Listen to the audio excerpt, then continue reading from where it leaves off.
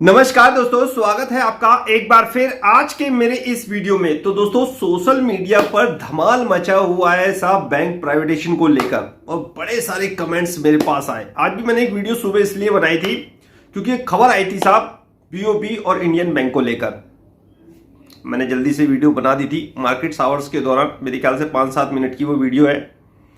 तो उसमें बहुत सारे पॉइंट्स मेरे छूट गए थे, तो आप उस पॉइंट को मैं आराम से मार्केट हावर्स के बाद डिस्कस करूंगा आपके साथ। जी हां दोस्तों, आप देख ही रहे होंगे कि अब दो नए बैंकों के नाम सजेस्ट किए जा रहे हैं, बीओबी और इंडियन बैंक। क्या कहने साहब, यानी कि बैंक ऑफ इंडिया और इंडियन बैंक के लिए यह कहा जा रहा है कि इनको निजीकरण कर देना चाहिए। अब ये नाम किसने सुझाए, ये नाम किसने सुझाए, ये देखिए साहब, ये है साहब एक संस्था, बहुत पुरानी संस्था है, एनसीएईआर। एनसीएईआर इसकी फुल फॉर्म, संस्था क्या करती है, सब कुछ मेरे टेलीग्राम पे लगा हुआ है। बहुत पुरानी संस्था, इंस्टीट्यूट आप बोल सकते हैं। फाइनेंशियली जो रिसर्च करती है, एडवाइजरी जारी करती है हमारे पीएमओ को, प्रधानमंत्री ऑफिस को, वैसी ये संस्था है। पूनम गुप्ता इनकी डायरेक्टर ऑफ जनरल है। सब कुछ मेरे टेलीग्राम चैनल पे लगा हुआ है। तो एनसीएईआर ने ये रिकमेंड किया है कि साहब आप बैंक ऑफ बड़ौदा और इंडियन बैंक को प्राइवेट कर दीजिए। इन्होंने बहुत बड़ी बात कही है, अपने जो बयान जारी करे हैं बहुत बड़ी बात कही है। और क्या नीति आयोग अब सरकार को सजेशन नहीं देगा? सवाल तो यह भी उठता है ना कि अब तक तो सारी प्रक्रिया नीति आयोग के थ्रू हो रही थी कि नीति आयोग ने नाम सजेस्ट करे। अब नीति आयोग ने सेंट्रल बैंक ऑफ इंडिया का नाम सजेस्ट करा, अब नीति आयोग ने इंडियन ओवरसीज बैंक का नाम सजेस्ट करा, अब नीति आयोग ने बैंक ऑफ इंडिया का नाम सजेस्ट करा, अब नीति आयोग ने बैंक ऑफ महाराष्ट्र को शॉर्टलिस्ट करा। अब नीति आयोग कहां चला गया, अब ये एनसीएईआर कहां से आ गया? मेन पॉइंट यही है, मेन पॉइंट यही है दोस्तों, क्योंकि एनसीएईआर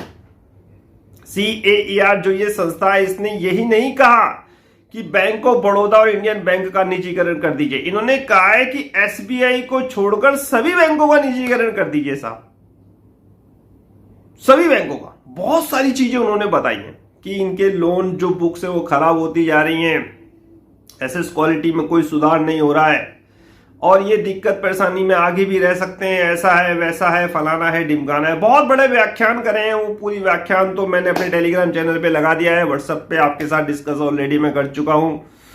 तो एसेट क्वालिटी को लेकर उन्होंने थोड़ी चिंता जताई है और इसीलिए उन्होंने कहा है कि एसबीआई को छोड़कर सरकार को सभी बैंकों को निजीकरण, सभी सरकारी बैंकों का निजीकरण कर देना चाहिए। अब तक ये बात नीति आयोग कह रहा था और उसने भी साहब, नीति आयोग ने भी कभी सभी सरकारी बैंकों के निजीकरण की वकालत नहीं करी। अब साहब बात आती है एनसीएईआर पर। इस संस्था ने आखिर क्यों आके एकदम इन सारी बातों को कहा कि साहब एसबीआई को छोड़कर सभी सरकारी बैंकों का निजीकरण कर दीजिए, इनकी एसेट क्वालिटी इंप्रूव नहीं हो रही है, लोन बुक साहब दिक्कत परेशानी में है, एसेट क्वालिटी में कोई सुधार नहीं हो रहा है, बैलेंस शीट इनकी खराब होती जा रही है, पुअर से पुअर। और अब इनके पास सिर्फ एक ही विकल्प है, निजीकरण। बहुत सारी चीजों को उन्होंने कहा है, संस्था है हमारी।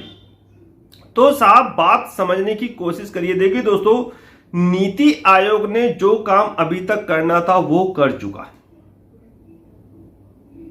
नीति आयोग जो काम करना था वो कर चुका। जितनी हेल्प नीति आयोग ने करनी थी इन बैंकों को दशा दिशा सुधारने में, वो नीति आयोग ने पूरा अपना काम कर दिया।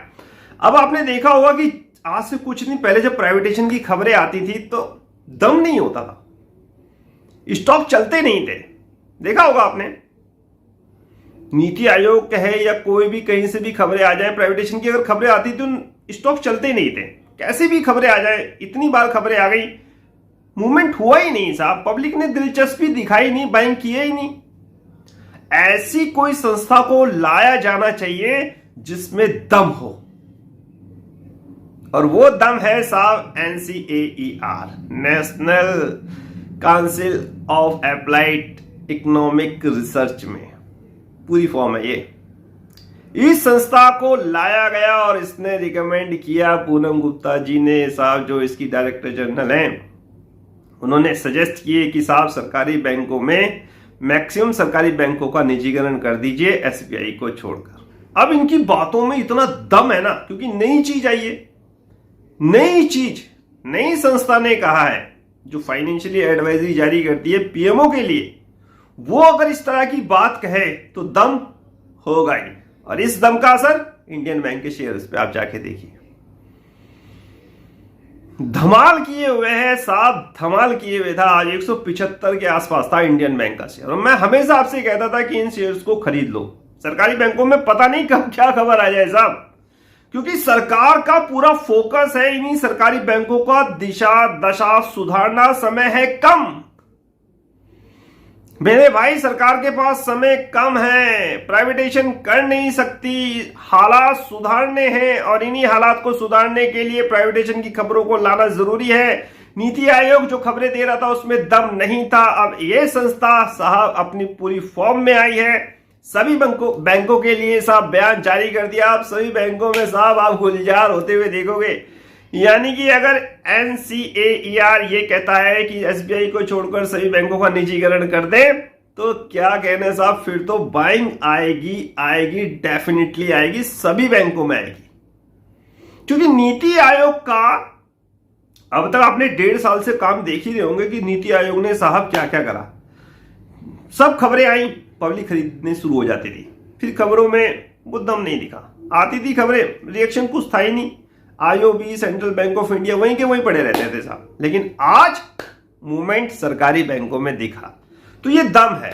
अब मुद्दा ये आता है, प्रश्न ये है कि क्या सरकार इनकी बात को मानेगी, यानी NCAER जो कह रहा है क्या सरकार उसकी बात को मानेगी, क्योंकि ये भी एक दमदार संस्था है साहब, जो फाइनेंशियल पीएमओ को साहब फाइनेंशियली एडवाइजरी जारी करती है, दम होता है इसकी बातों में। क्या सरकार मानेगी? सरकार क्या मानेगी? तो मुझे दोस्तों ऐसा नहीं लगता कि सरकार इनके सुझाव पर कुछ अमल करेगी। सरकार को जो काम करना है वो सरकार सिर्फ मर्जर का ही, उस मर्जर के द्वारा ही वो रास्ता मुझे दिखाई देता है, मर्जर के द्वारा।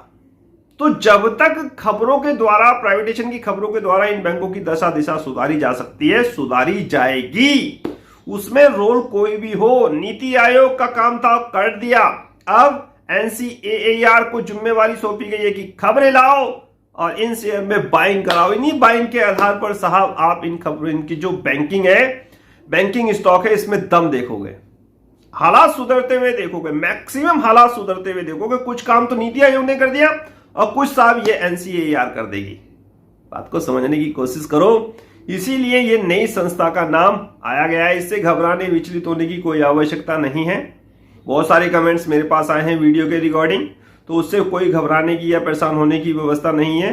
सरकार सिर्फ मर्जर के द्वारा ही इन बैंकों को मजबूत कर सकती है।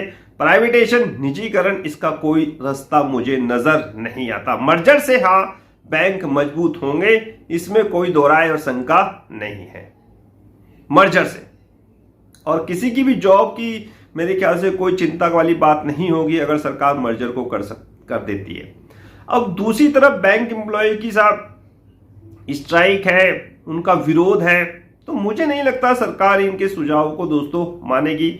जो NCAER ने सुझाव दिया है कि SBI को छोड़कर सभी सरकारी बैंकों का निजीकरण कर दे, तो मुझे थोड़ा सा डीपली इसलिए बताना पड़ा क्योंकि वो वीडियो शॉर्ट वीडियो थी, 4-5 मिनट की वीडियो में मैंने जल्दी से वीडियो बना तो दी थी, लेकिन कुछ आपको समझा नहीं पाया था।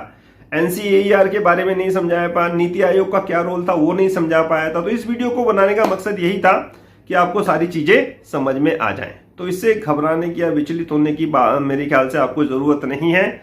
लास्ट जो रास्ता होगा, इसका रिजल्ट होगा, वो सिर्फ मर्जर होगा, यानी कि सरकारी बैंकों में सिर्फ मर्जर की अपॉर्चुनिटी मुझे लगती है। बाकी प्राइवेटाइजेशन मुझे दूर दूर तक दिखाई नहीं देता। अब आगे देखते हैं कि क्या होता है। ये खबरों का दम कितने दिन चलता है, उन खबरों के दम पे शेयर्स में क्या धमाल होता है, हम हमेशा तैयार रहते हैं बाय ऑन डिप और सेल ऑन राइस में इन सरकारी बैंकों को। आज भी साहब सेल ऑन राइस करा इंडियन बैंक को। तो फिलहाल आज्ञा दीजिए, कोई दिक्कत परेशानी हो तो व्हाट्सएप पे फोन पे मेरे से पूछिए, मैं उसको और सुलझाने की कोशिश करूंगा जो आपके अंदर क्यूरी है। तो फाइनली दोस्तों आपसे आज्ञा लेने का समय आ गया है। नेक्स्ट वीडियो में नए अपडेट के साथ होगी मुलाकात, तब तक इंतजार। फाइनली नमस्कार।